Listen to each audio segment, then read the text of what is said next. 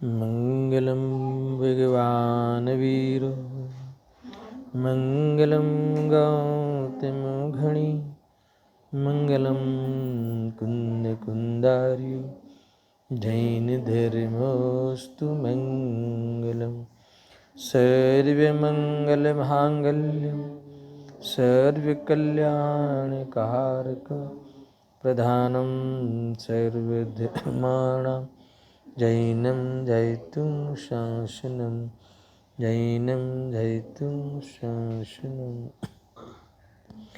नमस्मै साराय स्वानुभूत्या चकाशते चित्स्य भावाय सर्वे भावान्तरच्छिदे आत्मरूपयनुपमेयते भूते याहि लखे भवसिन्धुतरो आत्मरूप।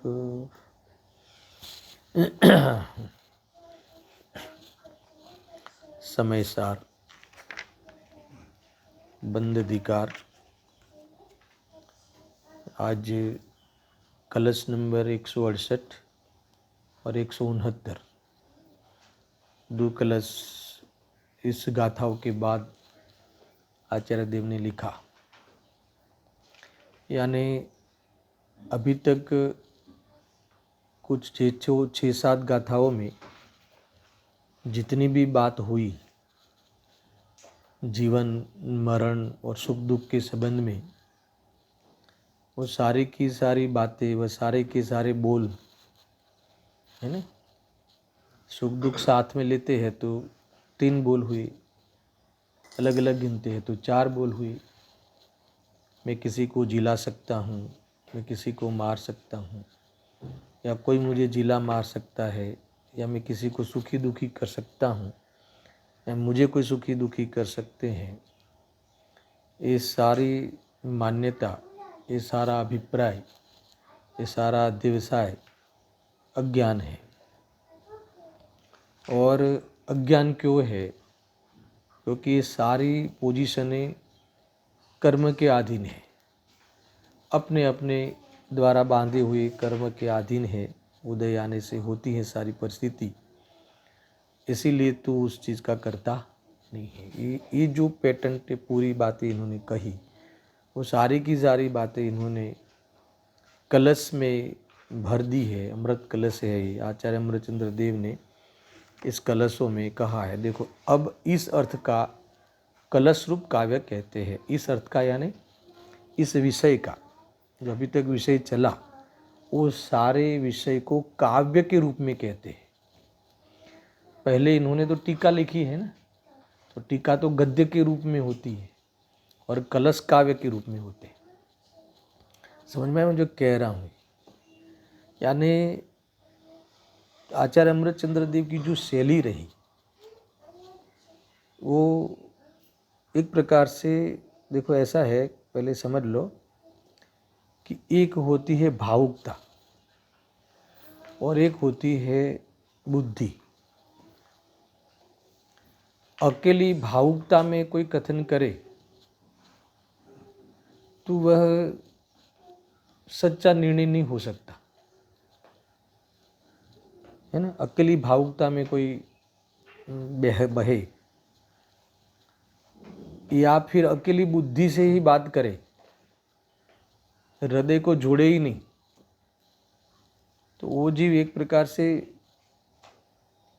है ना, ठीक है ना, मैं तो बचा ही नहीं सकता, तो मुझे, है ना, समझ में आया। तो अंदर स्वच्छंद होने में देर नहीं लगेगी। मात्र बुद्धि की मुख्यता से, अथवा बुद्धि ही, है ना, बुद्धि के स्तर पे सोचा जाए। और आचार्य अमृतचंद्र देव पहले टीका लिखते हैं, वो पूरे लॉजिकल बुद्धि से बात कर लेते हैं, फिर उसको पूरे हृदय की प्रधानता से उस काव्य में कहते हैं। ये बहुत बड़ी बात है। नहीं तो तुम बुद्धि से बैठ गई बात, बराबर, वो कैलकुलेशन हमें समझ में आ गया, उनका जैसा होना है वैसा होगा, ऐसा नहीं है। ये हो जाने पर भी तुम्हें वो विकल्प तो आएगा, है ना। व्यवहार व्यवहार जो है परमार्थ की अपेक्षा गौण है, मगर व्यवहार की अपेक्षा है ना, उसकी सत्ता है। वो सारी बातें हम बीच बीच में लेते ही हैं। न उसका समर्थन है व्यवहार का, और न उससे विपरीत जीवन जीकर वहाँ कोई स्वच्छंद जीने की प्रेरणा है, ऐसा समझना।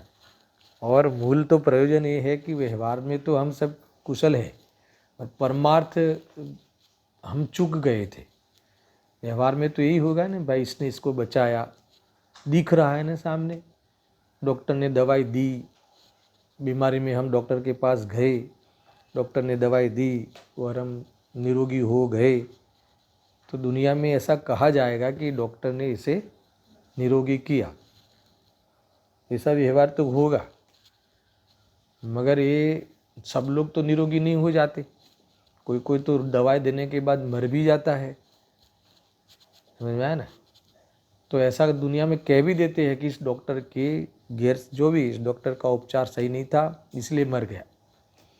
ऐसा दुनिया में तो व्यवहार चलेगा, मगर ये हमें सोचना चाहिए कि वो क्यों मारेगा।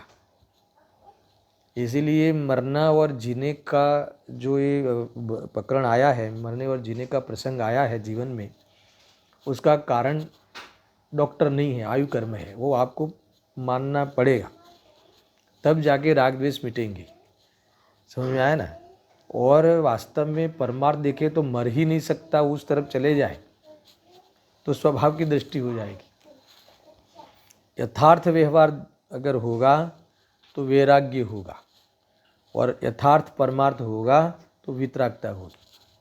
ये दो बातें तुम जीवन में सीख लेना,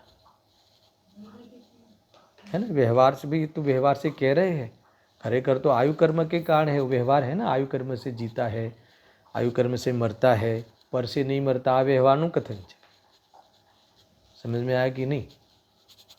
ये पर से कहना वो तो उपचार का भी उपचार है, और कर्म से कहना ये नियम रूप उपचार है।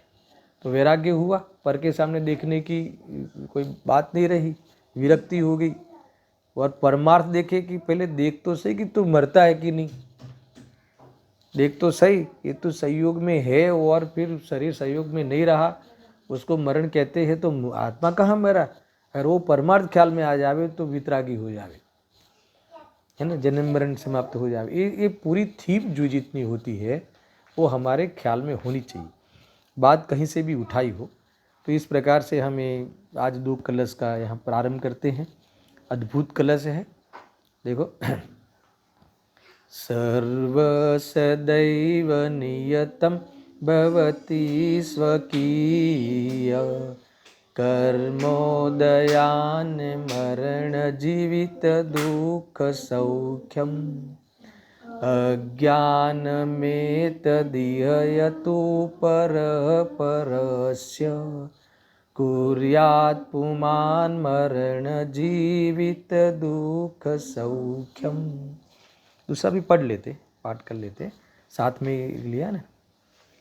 ज्ञानमेतदधिगम्य परात् परस्य, पश्यन्ति ये मरण जीवित दुःख सौख्यम, कर्माण्यहं कृतिरसेन चिकीवस्तवस्ते,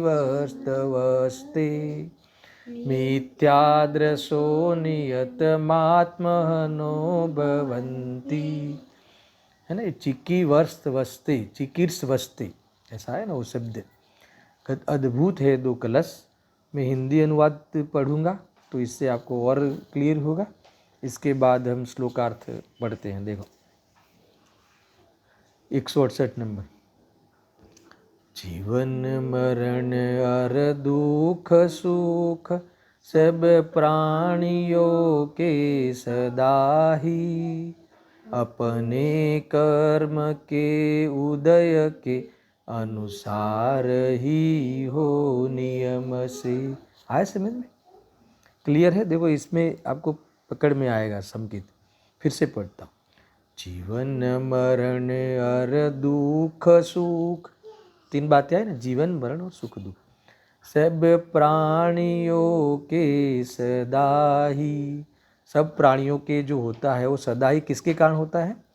अपने कर्म के उदय के अनुसार ही हो नियम से। ये सिद्धांत बता दिया, ख्याल आया? जे भी जीवन मरण सुख दुख पोताना कर्म ने आधीन छे। अब देखो, अब मिथ्यात्व कहाँ, अध्यवसान गलत कहाँ है? करे कोई किसी के जीवन मरण अर दुख सुख, विविध भूलों से भरी मान्यता ज्ञान। समझ में आया इतना? बहुत सिंपल છે, है ना? कोई करे कोई किसी के, કોઈ કોઈનું જીવન મરણ સુખ દુઃખ કરી શકે એવી અનેક પ્રકારની જે ભૂલો અથવા આ દરેક પ્રસંગોની આ ભૂલો એ શું છે? અજ્ઞાન છે। આવો અભિપ્રાય અજ્ઞાન છે। अब दूसरे कलश में साथ में ले लेते हैं, मगर दोनों श्लोकार साथ में पढ़ेंगे। अभी हिंदी अनुवाद पढ़ रहा हूँ ना मैं। दूसरे कलश में एक अज्ञान तो करता है, मगर ऐसा अज्ञान में प्रवृत्ति कैसी होती है, ऐसे ये अज्ञान में उसकी वृत्ति कैसी बनती है, उसका परिचय कराया। और ऐसी वृत्ति वाले, ये बंध अधिकार है ना, ये ऐसी वृत्ति वाले, ऐसे कर्तृत्व के अहंकार करने वाले, इसमें करते क्या हो? करने का राग करते हो, ये बात इसमें खोली है। यानी अहंकार करते हुए, करने का अहंकार करते हुए तुम विकल्प इच्छाएं करते हैं, तो क्या इससे होगा क्या? ये तो कर्तृत्व संबंधी अज्ञान हुआ है। तो आपने कर्ता कर्म अधिकार में कह आए हैं, तो साथ में इन्होंने एक फल भी दे दिया कि इससे तुम्हें बंध होगा, है ना? बंध होगा, तो बंध होगा तो क्या होगा कि इससे तुम्हारे आत्म का घात होगा, आत्म शांति का घात होगा। ये बात 169 कलश में कही। और 169 कलश में गुरुदेव जी बहुत खिले हैं उनके प्रवचन में, वहीं से भी हम पढ़ेंगे। पहले हिंदी अनुवाद।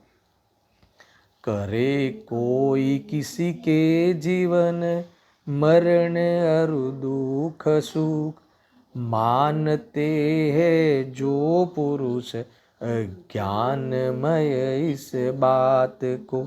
ऐसा अज्ञान में जो जिसका जीवन है, अब सुनना, वो कैसा, उसकी जीवन की प्रवृत्ति कैसी होगी, उसका जीवन कैसा होगा, यानी क्या करता है, ऐसे अज्ञान में क्या करता होगा?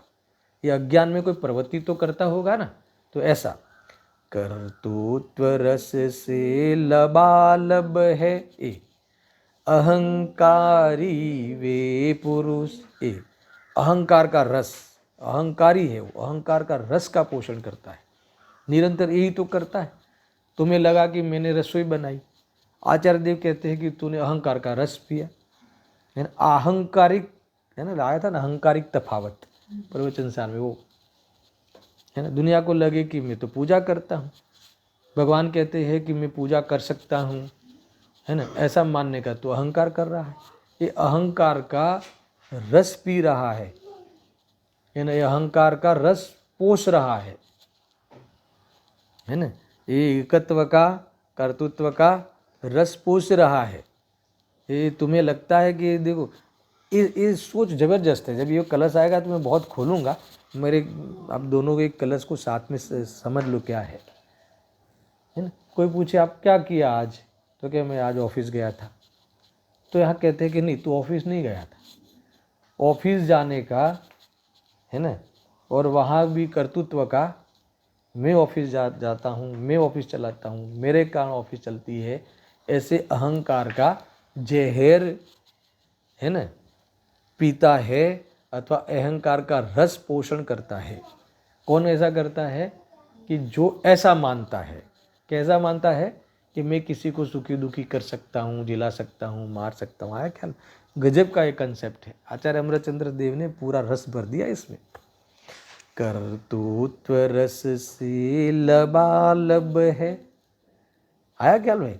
यानी ઝેર से લબાલબ है, ઝેરનું पिंड થઈ ગયું આ ચૈતન્યનો पिंड જે છે।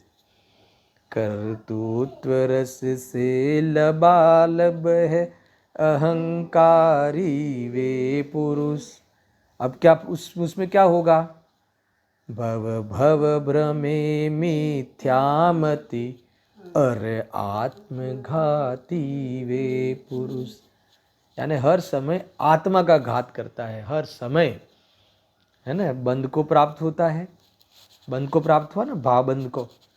अच्छा, अच्छी बात है। और उनके माता पिता भी आचार्यत्व करे, नहीं મારો દીકરો ડાયો છે, है ना, વહેલો ઉઠી જાય છે, ઓફિસ સંભાળે છે, આના જેવો तो कोई नहीं। तो ये भी आचार्यत्व भी कराती है माँ, और वो फिर वैसा ठीक है।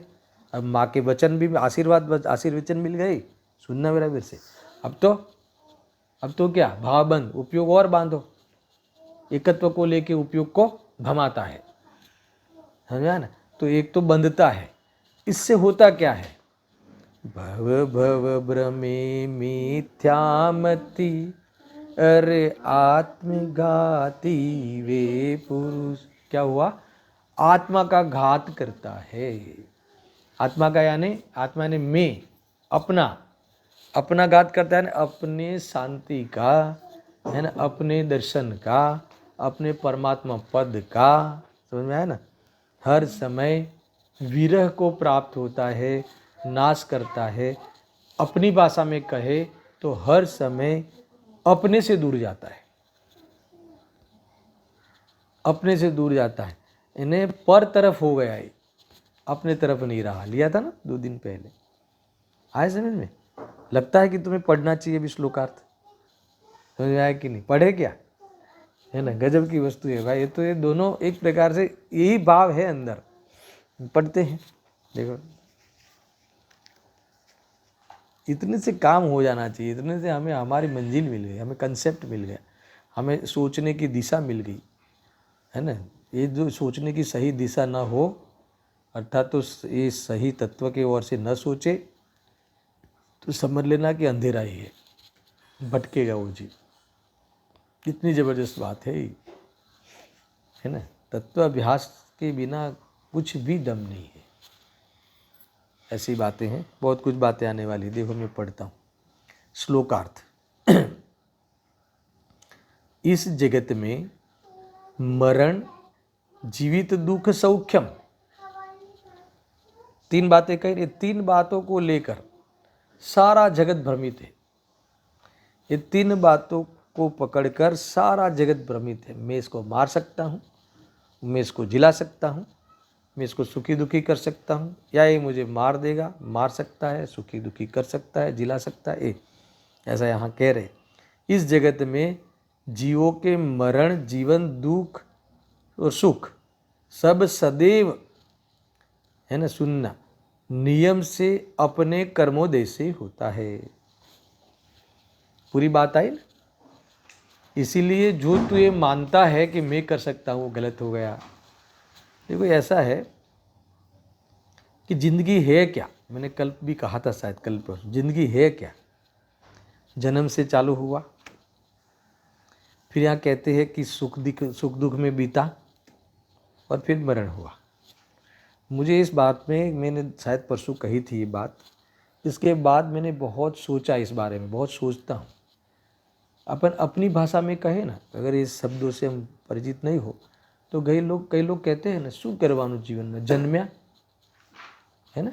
वो है ना, एक हिंदी फिल्म में गीत आता था ना, बचपन खेल में खोया, जवानी नींद भर सोया, बुढ़ापा देख कर रोया। यही बातें आई थी ना, ऐसा है ना। पर इनके फिर ये सब समझ में आया, फिर करने का क्या, वो फिल्म वालों के पास नहीं है ना। ये तो आचार्य कुंदकुंद देव ही, है ना, ये फिल्म दिखा सकते हैं कि ये अगर ये सब, है ना, ये तो चित्र जगत है, वास्तव में तेरा जगत नहीं है, ये तो कैरेक्टर है। फिर आगे कहेंगे कैरेक्टर नहीं, तो ग्नेह है। तो वास्तव में सबसे बड़ा, है ना, वास्तव में सेलिब्रिटी है, हीरो है। तो हमेशा नाटक चल रहा है ना, अखाड़ा है ना, तो थिएटर, रंगभूमि में सबसे बड़ा तुम नायक ऐसा है, जानने देखने वाला, ज्ञाता दृष्टा रहने वाला। राग द्वेष सब खलनायक है। ये पूरा ये सिस्टम से चला है, शुरू से अपन ने लिया भी था। गजब की बात है। यही है, जन्मे छे, सुख दुख भोगवे छे, मरे छे। लोग में कहते हैं शू करवानुं, जन्म्या, રમતમાં જીવન ગયું, પછી થોડીક જવાની थी, ભણ્યા ગણ્યા જેવી, फिर शादी मनाई, बाल बच्चे को प्राप्त हुआ, फिर वापस जो हमारे पिताजी ने किया हमारे लिए हम उनके लिए करेंगे। ये सारी बातें झूठी होगी इसमें, है ना। उनको सेट करेंगे, उनको उस योग्य बनाएंगे, किस योग्य, संसार में सुखी रहे इस योग्य बनाएंगे। फिर क्या करोगे, फिर चले जाएंगे। क्या किया ये, क्या किया। लौकिक में तो यही सब हो रहा है। कई लोग बहुत अरुचि सा भी बताते हैं, वैराग्य नहीं बताते, अरुचि सा बताते हैं। सवारे उठ्या, है ने, आज बधी दही क्रियाओं करी, नाह्યું ધોયું, એ જ પછી જમ્યા, વળી પાછી એ જ રસોઈ, પછી સાંજનો ચોવ્યાર, फिर ऑफिस गया चौव्यार, फिर वापस आए सो गए। ऐसा लगता है कि जीवन में कुछ है ही नहीं। कई लोग ऐसी अरुचि बताते हैं, वैराग्य नहीं बताते। वैराग्य तो वेद ज्ञान के बिना संभव ही नहीं है, समझा ना। तत्वाभ्यास के बिना सहज जीव हो ही नहीं सकता। ये तो अरुचि बताता है, ये तो है ना। और राग का कोई विषय और चाहिए, ऐसी उसकी तमन्ना है इसमें, समझ में आया, ख्याल आवे सब। तो ये कहाँ कहाँ अटकेगा, ये कहाँ जाके थंबेगा। ये अनादि से यही सिलसिला चला आ रहा है। बाहर के वेश बदल बदल कर किया तो यही है, कभी नारकी बन के, कभी तिर्यंच बन के, कभी देव बन के, कभी मनुष्य बन के, है ना। बाहर का कैरेक्टर धार धार के यही किया है। क्या किया है, जन्मा, सुखी दुखी हुआ, फिर मर गया। चाहे चीटी हो, चाहे चक्रवर्ती हो, है ना। एक काम नहीं किया, मैं चैतन्य स्वरूप हूँ, है ना, मैं देह आदि से भिन्न हूँ। स्वभाव की दृष्टि नहीं की, और जब तक स्वभाव की दृष्टि नहीं की, है ना, तब तक ये सिलसिला चालू रहेगा। इससे कोई अलग वस्तु नहीं हो सकती क्या। जीवन मरण और सुख दुख के अलावा कोई बात ही नहीं के जीवन में, है ना। तुम्हें मिली है ना, तुम्हारे भाग्य फटे हैं ना, हमारे भाग्य फटे हैं ना, कि ये मार नहीं सकता, जिला नहीं सकता, मुझे कोई मार नहीं सकता, जिला नहीं सकता। 10 प्राण रूप जीवन जो है वो अपने कर्म के अधीन है, और वो भी वास्तव में कर्म व्यवस्था के अंतर्गत है। वस्तु व्यवस्था, वस्तु स्वरूप के अंतर्गत तो वास्तव में मैं अपने असंख्यात प्रदेशी, अपने स्वद्रव्य स्वक्षेत्र स्वकाल स्वभाव में विराजमान हूँ। अनादि अनंत अजर अमर तत्व हूँ, और अजर अमर तत्व हूँ, और भी कोई फालतू नहीं हूँ। चैतन्य स्वरूप हूँ, स्वपर प्रकाशक हूँ, है ना। सब कुछ मेरे जानने में आवे फिर भी उस रूप नहीं हो जाऊँ, है ना। ऐसी मेरी क्वालिटी है, समझ में आया कि नहीं। इसको पहचानूँ, इसको अनुभव करूँ, इसकी सिद्धि करूँ, ये हूँ इसकी प्रसिद्धि करूँ, ये काम है ना।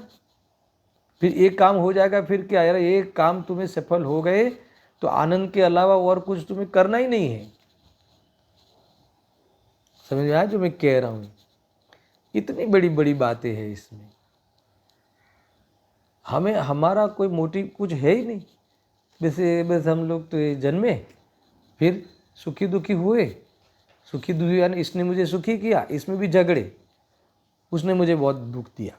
फाइल बढ़ाते जाओ, देख लूँगा। कब देखोगे, है ना। जन्म जन्म तक देख लूँगा तुझे, कभी नहीं छोड़ूंगा। अब उसके लिए क्या करना पड़ेगा, जन्म जन्म तक जन्म मरण करने पड़ेंगे। ये जीव अपने निकाचित कर्म, ये अपने इसमें बांध लेता है कर्म। समझ में आया ना।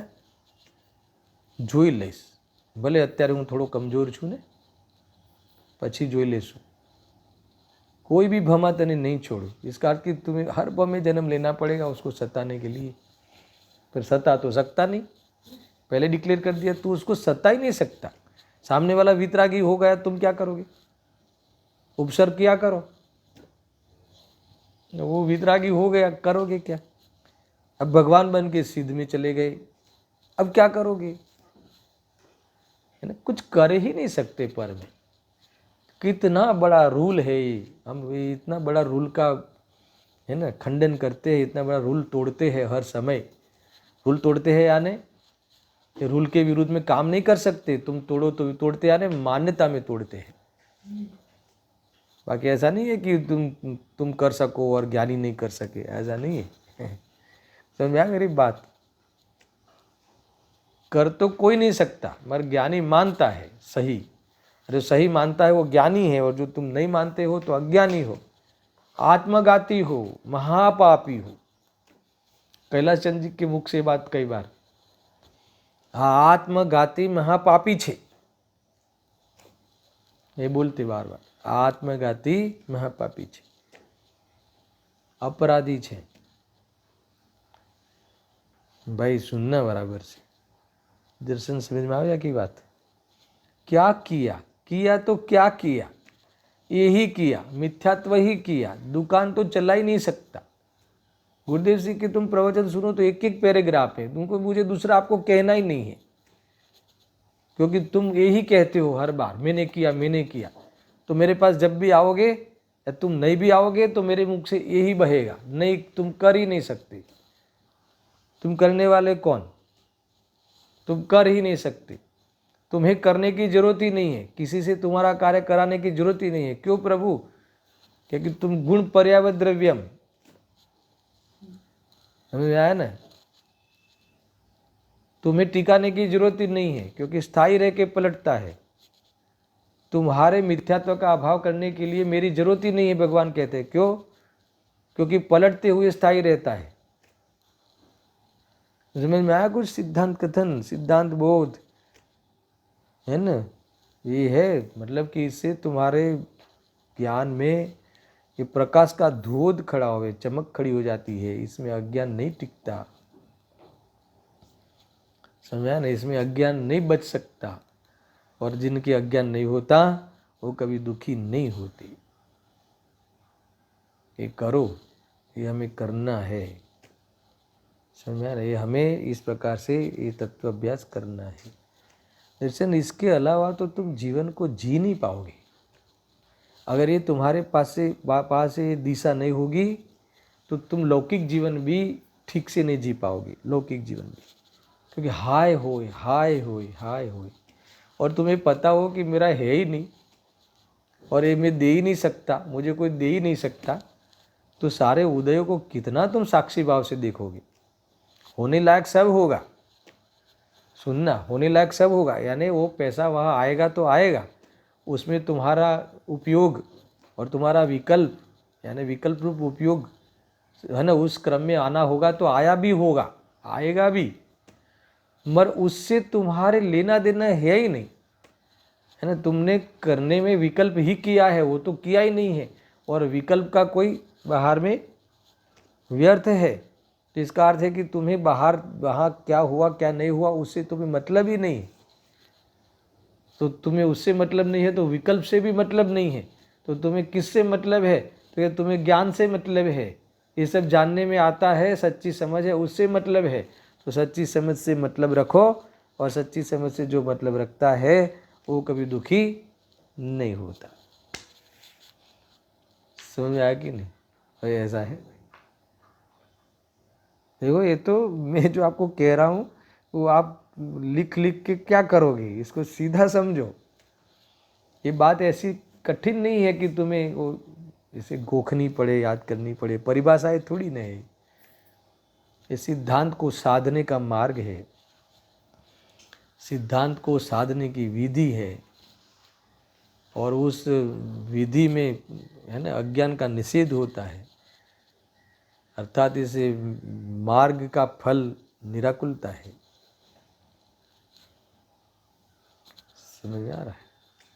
अद्भुत मार्ग है भाई। जरा पण અહીંયા आचार्य अमृतचंद्र देव कहते हैं कि इस जगत में जीवों में मरण, जीवन और दुख सुख, ये सब सदैव नियम से अपने कर्मोदय से होता है। सर्व सदैव नियतम भवति, है ना, स्वकीय कर्मोदयान मरण जीवित दुख सौख्यम। गजब की बात है भाई। सर्वसदेव नियतं भवति स्वकीय कर्मोदयान मरण जीवित दुख सौख्यम। आई बात बैठी तुम्हें, ऐसा है। अब दूसरी पंक्ति क्या कहते हैं? सदैव नियम से अपने कर्मोदय से होता है। क्या अपने कर्मोदय से होता है? जीवन मरण सुख दुख। इसमें से क्या अर्थ निकालना? पर नहीं कर सकता तो तुम उससे द्वेष करना छोड़ दो, या वो मुझे सुखी करता है ऐसा मानकर राग के वश होना छोड़ दो, क्योंकि राग के वश और द्वेष के वश होकर हमने अपना बहुत अहित किया है।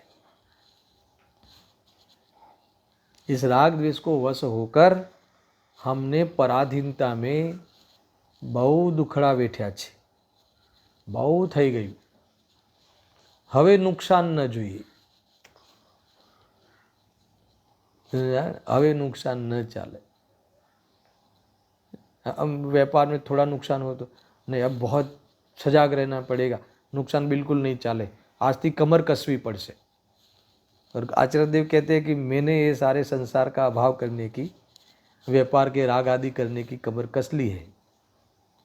समझ आ रहा है कुछ?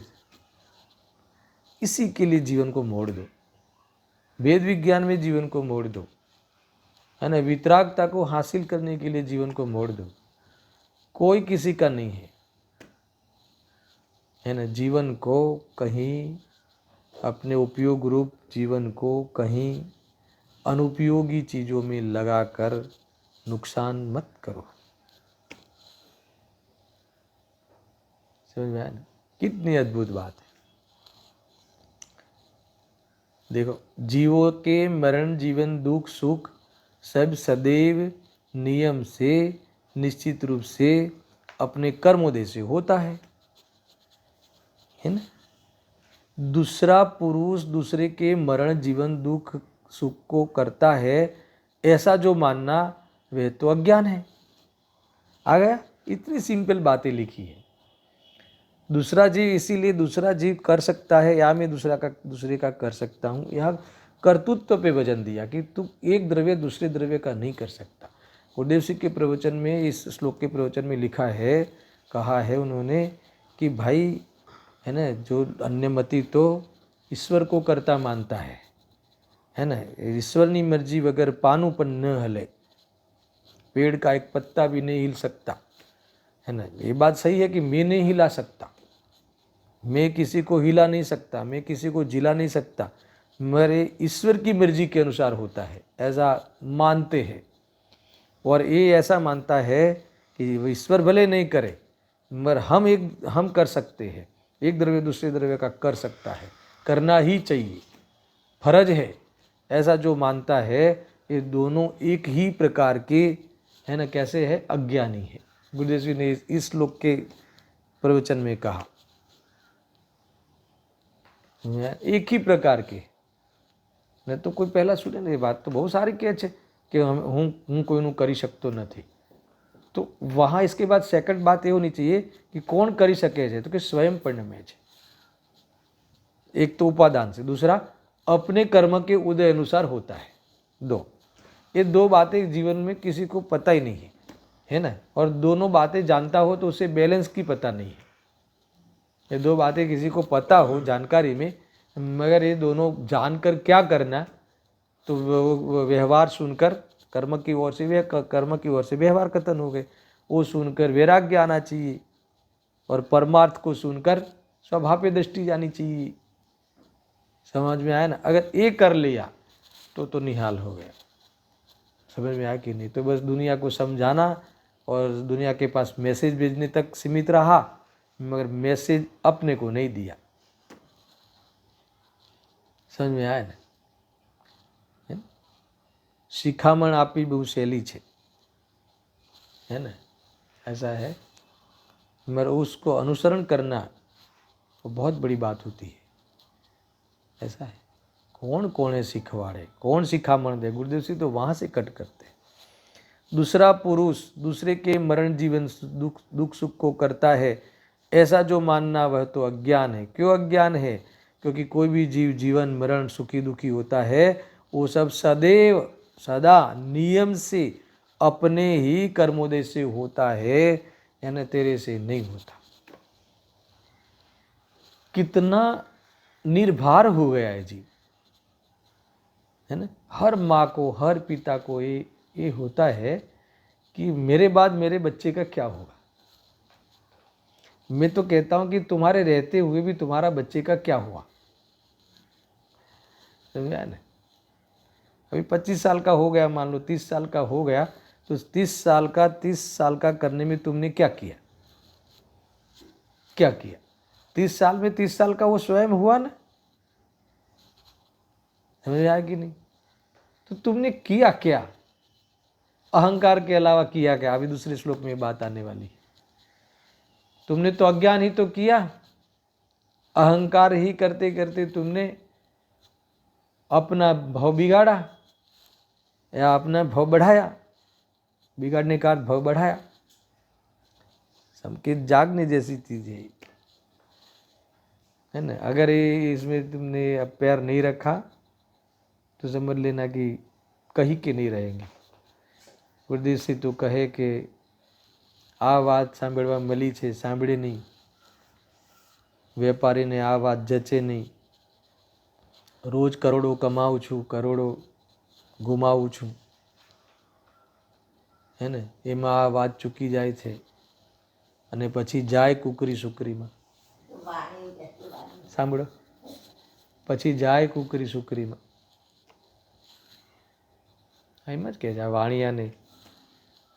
આ વાણિયાને હાથ લાગ્યું છે પણ વેપારમાંથી ફુરસદ નથી। હમણાં જ આવ્યું હતું ને 2-3 દિવસ, ફુરસદ નથી। શાના માટે ફુરસદ નથી? મારે બહુ કામ છે, હે ને। એટલે શાના માટે ફુરસદ નથી? સુખી થવા માટે ફુરસદ નથી, સત્યને જાણવા માટે ફુરસદ નથી। उपयोग में इतने सूल डाल देता है, उपयोग को इतना काम दे देता है, गलत काम, अप्रयोजनभूत काम। अरे इतना दे देता है कि सामने पड़ा हुआ पानी का ग्लास पीने का समय नहीं रहता। आत्मा की अनुभूति की बात बाद में करते, होता कि नहीं? कभी कभी होता ना ऐसा कि पानी देते हैं घर से, बोतल शुद्ध पानी भर के देते ना दर्शन, फिर पूरा का पूरा पानी वापस आवे तो घर में पूछे कि पानी नहीं पिया आज पूरे दिन, तो क्या फुर्सत ज न मળી, पानी पीवानो समय ज न मळ्यो। क्या बात है, इतने आत्मा के ध्यान में लग गए थे? तो क्या नहीं है, समझ में आया कि नहीं? क्या जीवन है जो चीज तू लौकिक सुख मानता है, और लौकिक सुख के लिए भी जो तू किया है, वो सुख की सामग्री जुटाने का समय है, उसमें इतना व्यस्त है कि भोगने का समय नहीं है। भोग तो सकता ही नहीं, वो तो मूल बात तो यहाँ ये कह रहे हैं। तू तो ये जब सामग्री मिल भी जाए और भोगने के लिए तू भोगे ऐसा माने भ्रम से, तो भी ये कहे तेरी गलती है। यहाँ तो ये बात चलती, बात समझ में आवे છે? तो दर्शन એવું ना लागे कि आ बात सांभळ्या પછી એવું लागे कि जाने આપણે तो दो बात है। एक किसी को ऐसा लगे, कोई भव्य जीव तो ऐसा लगे कि अरे ये तो है ना गुरुदेव को जैसे समयसार मिला, अशरीरी થવાનો માર્ગ છે, अशरीरी થવાનું આ શાસ્ત્ર છે એમ કહ્યું ને। तो कोई भव्य जीव को ऐसा लगे अरे ये तो अपने आप में सुख पड़ा है, सुखी होने की कला तो यही है, ऐसा कहकर उस कला को साधे।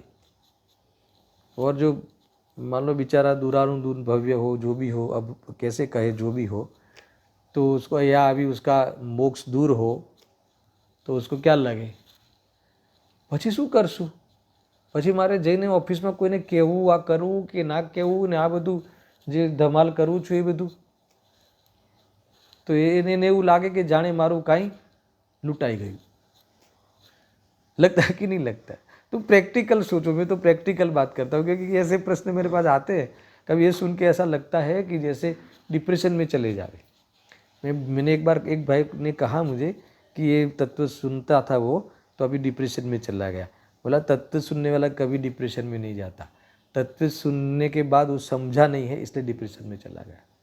उसको समझ में नहीं आया सत्य क्या है करके, हाँ उल्टा समझा इसलिए डिप्रेशन में चला गया। बाकी तो अभ्यास करे और डिप्रेशन में जावे क्या? हो सकता है ऐसा? तत्वाभ्यासी जीव तो तत्वाभ्यास तो वो तो काउंसलिंग की विद्या है। ये दुनिया में काउंसलिंग कराते ना, कोई तकलीफ हो तो वो काउंसलिंग कराते, उसको तुम समझाते ये है वो है। तो क्या सबसे बड़ा काउंसलिंग ये तत्व ज्ञान है। तत्व ज्ञान के माध्यम से काउंसलिंग किया जा सकता है कि उस व्यक्ति को स्थिर किया जा सकता है। काउंसिल यानी क्या? स्थिर। उसकी मानसिकता जो है वो मानसिकता को सही करना, ठीक करना, इसका नाम काउंसलिंग। अर्थ है ना, अर्थ जी विभाव भाषण तो यही है। काउंसलिंग का अर्थ है कि इसका मानसिक ठीक करना, मानसिक चिंतन ठीक करना। और मानसिक चिंतन ठीक तत्वाभ्यास ही होगा, इसके अलावा नहीं हो सकता। अब आप देखना वो क्या करते होंगे, वो जो पैसा लेके काउंसलिंग करते हो क्या होगा, क्या करते होंगे? तुम एक बार जाके आना। वो करते हैं ना डिप्रेशन में नहीं रहने का, तुम यही बताते हैं ना, और क्या बताते हैं?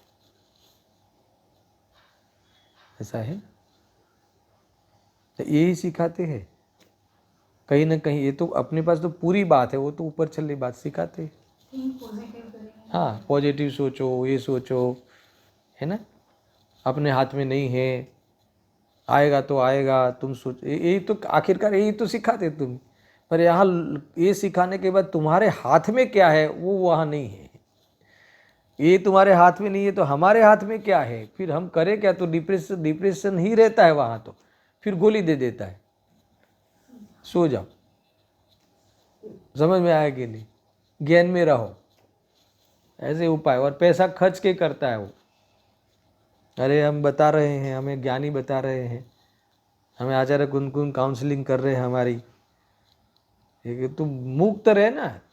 गुरुदेव ने तो કે તું સ્વભાવથી જ મુક્ત છે, મુક્ત તારું સ્વરૂપ છે, અને મુક્ત રીતે મુક્ત થઈને મુક્ત રીતે ભોગવવું તારો અધિકાર છે।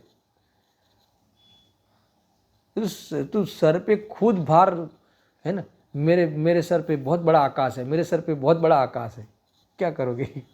उसको कैसे समझाए? नहीं ख्याल में? बहुत बड़ा आकाश है, बहुत बड़ा भार है, बहुत बड़ा भार है। इसके बाद कहेगा कि नलिया बैठ गई, नली सब एक क्या बोलते, ब्लॉकेज हो गई, अब यहाँ पेन चालू हो गया, फिर इतना भार रख रख के।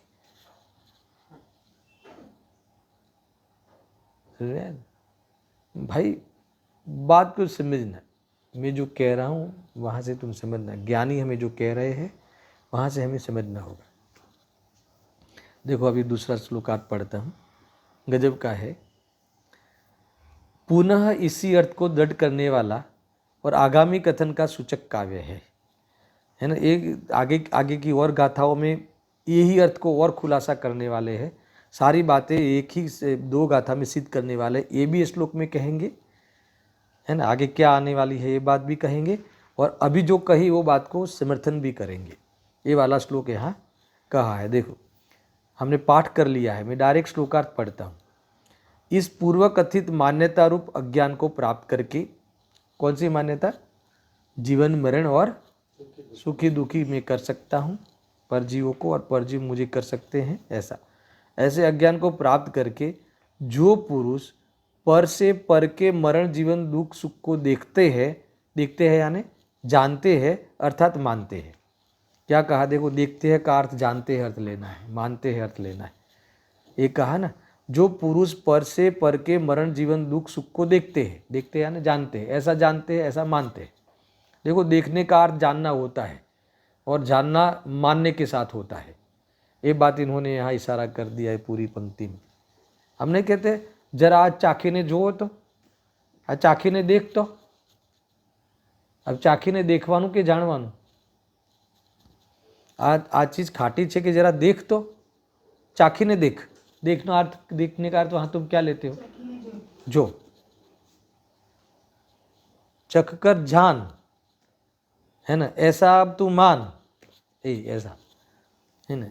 जो पुरुष पर से पर के मरण जीवन दुख सुख को देखते हैं अर्थात मानते हैं, वे पुरुष पर से पर के मरण, पर से पर किसी से किसी का मरण जीवन सुख दुख मानते हैं वे पुरुष जो इस प्रकार, अच्छा ऐसा मानते हैं, वो निरंतर उनकी मानसिकता क्या रहेगी, उनकी मिथ्यात्व की प्रवृत्ति क्या रहेगी, क्योंकि मिथ्यात्व की प्रवृत्ति वृत्ति में होती है, मान्यता में चलती है, मान्यता में चलती है ना, तो क्या रहेगी, तो कि जो वे पुरुष जो इस प्रकार अहंकार रस से कर्मों को करने के इच्छुक है, आया ना, यानी वो बात आई ना, करने का राग करता है अहंकार रस से, यानी मैं कर सकता, अहंकार रस શું છે, હું કરી શકું છું, મારા વગર તારો ઉદ્ધાર જ નથી, है ना, હું તને પમાડી सकूँ છું, હું તને है ना, ऐसा मानता हुआ कुछ न कुछ उसके लिए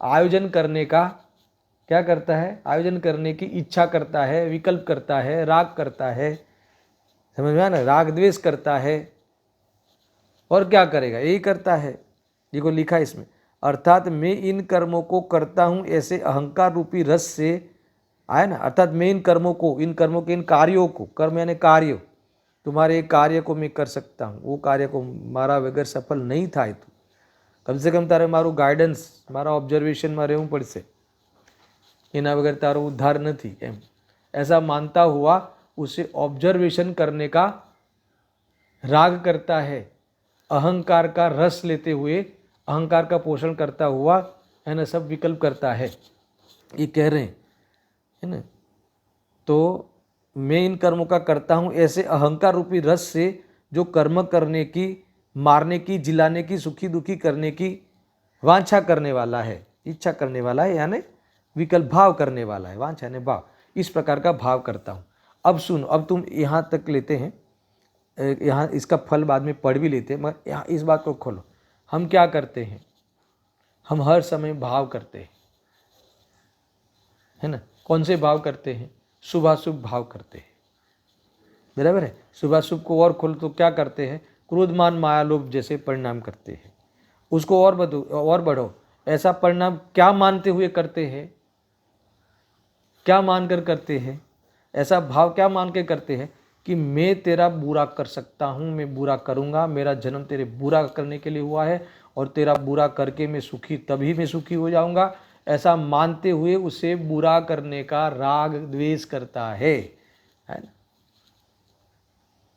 अब वो वाली सेंस में ले लो, शुभ वाली सेंस में, तुम क्या करते हो, नहीं मैं तो ऑफिस जाता हूँ, मैं कहा, अरे ऑफिस जाते हो तो तुम भाव करते हो ना, ऑफिस जाने में भाव, आत्मा है वो क्या करता है, ऑफिस जाने का भाव करता है, क्या करता है, मैं ऑफिस जाऊँगा, है ना, और फिर वहाँ बराबर काम करूँगा, है ना, सबको कंट्रोल करूँगा, है ना सब, और सबको कंट्रोल मेरे बिना तो हो ही नहीं सकता, मेरे पास तो इतना इंजीनियरिंग का ज्ञान है, तो मेरे बिना तो सिस्टम किसी को ख्याल आ ही नहीं सकता, ऐसा मानता हुआ, है ना, इस प्रकार के कराने का राग करता है, और ये कहता है कि मैं ऑफिस जाके कमाता हूँ, ये कहते हैं कि नहीं, तू ये अहंकार का रस पोषण करके, है ना, भाव करता है, इच्छाएं करता है, संसार बढ़ाता है, यही करता है। कभी ऐसा लगा, अभी तुम ऑफिस जाओगे कि नहीं जाओगे, तो कभी तुम ये सोचोगे कि मैं ऑफिस, एक बार भी विचार आता है कि मैं कहाँ जा रहा हूँ, मैं क्या कर रहा हूँ, ज्ञान कर रहा हूँ, ये तो तुम याद कर ही नहीं सकते, करते ही नहीं, मगर जो तुम दोष कर रहे हो और वो दोष को गुण मान के कर रहे हो, वो तो हमें कभी ये भी हमें हमारे दिमाग में नहीं आता। नहीं, फटाफट जल्दी पताओ, 5 मिनट ऊपर जाए से पटाओ, અમારે બધું બહુ કામ છે, ક્યારે પતે, 2-4 વાર ઘડિયાળ, શું કામ છે, શું કામ, નહીં બહુ કામ છે સાહેબ, ને જવું છે, ऑफिस જવું છે, આ કરવું છે, તે કરવું છે। तो यहाँ आचार्य देव कहते हैं कि तू क्या करके जाने वाला है, पहले सुन ले, हमें पता है तू क्या करता है, जीवन भर क्या करता है, अगर तेरा ये अज्ञान नहीं गया तो तू अज्ञान ही तो करेगा, क्या करता है कि तू मैं ऑफिस जा सकता हूँ, मुझे जाना चाहिए, इसके बिना तो मेरा उद्धार नहीं है, ऐसा मानता हुआ ऑफिस में जाने का राग करता है, भाव करता है। तो ये क्या हो गया, अभी सुनो, आगे मैं पूरा करता हूँ, कल उसको और खोलेंगे, गुरुदेव से के प्रवचन भी लेंगे। तो क्या ये नियम से ये मिथ्या दृष्टि है, मिथ्या दृष्टि यानी पापी है, अपराधी है, दुखी है, इसके बाद में वो ये मानता हुआ बाकी के जो खोटे काम करना, वो तो अलग, टैक्स बचाने का, टैक्स चोरी करने का, टैक्स को कैसे करे वैसे करे, ये बचावे वो बचावे, वो तो अलग पाप, तो वो चारित्र संबंधी पाप तो अलग, मगर ये जो अपराध मिथ्यात्व बैठा हुआ है, ये अहंकार का रस, और उसमें तुमने पुण्य के उदय से वो तुम्हारा पकड़ में नहीं आया, तुम्हारी कोई गेम मिल गई बचने की, तो मैंने क्या अच्छी गेम बताई और वो मैंने अच्छी बुद्धि लगाई कि तुम्हारे पैसे बचे या मैंने पैसे बचाए कंपनी के या मेरे, क्या बचाया कि घुमाया। समझ में आ रहा है मैं जो कह रहा हूं? ये पता ही नहीं चलता कि हम क्या करते हैं। हमें तो बस बाहर का, इसको सेट किया, उसको वो किया, इसको ये दे दिया, ये ध्यान रखना ये हो जाएगा, फिर अपना ये कमिटमेंट नहीं, फिर ये कमिटमेंट। अरे तेरा कमिटमेंट परद्रव्य में चलता नहीं, परद्रव्य में तो कमिटमेंट करने वाला है कौन? हो जाएगी नहीं? मैं जो कह रहा हूँ सुनना बराबर। ऐसे प्रवचन तुम एक बार हृदय में सोचो, इसको सोचने की बातें हैं सारी। इसमें कौन सा मैंने परिभाषा आपको याद करने का होमवर्क दिया? मैंने तुम संस्कृत पढ़ना, तुम्हें याद रहना चाहिए, तुम्हें ये करना चाहिए, मुझे कुछ याद नहीं रखना है। मैं तो यही बस ये बात, ये भाव भाषण हो जाना चाहिए, बस इतना सा करना है, बात खत्म। ऐसा है देखो।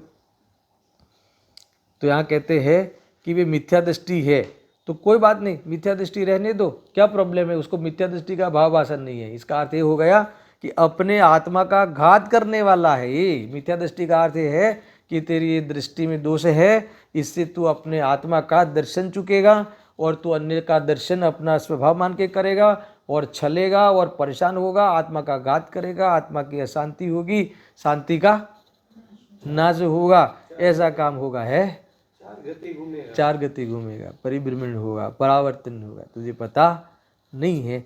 ऐसी दो श्लोकों में बहुत बड़ी प्रेरणाई है। और कल भावार्थ थोड़ा 2-2.5 पंक्ति है पढ़ेंगे। गुरुदेव सिंह की प्रवचन आप पढ़ के आना 18वीं बार के, उस पर थोड़ा विचार करेंगे। सहजानंदी शुद्ध स्वरूपी अविनाशी हूँ आत्मस्वरूप, सहजानंदी शुद्ध स्वरूपी अविनाशी हूँ आत्मस्वरूप, सहजानंदी शुद्ध स्वरूपी अविनाशी हूँ आत्मस्वरूप।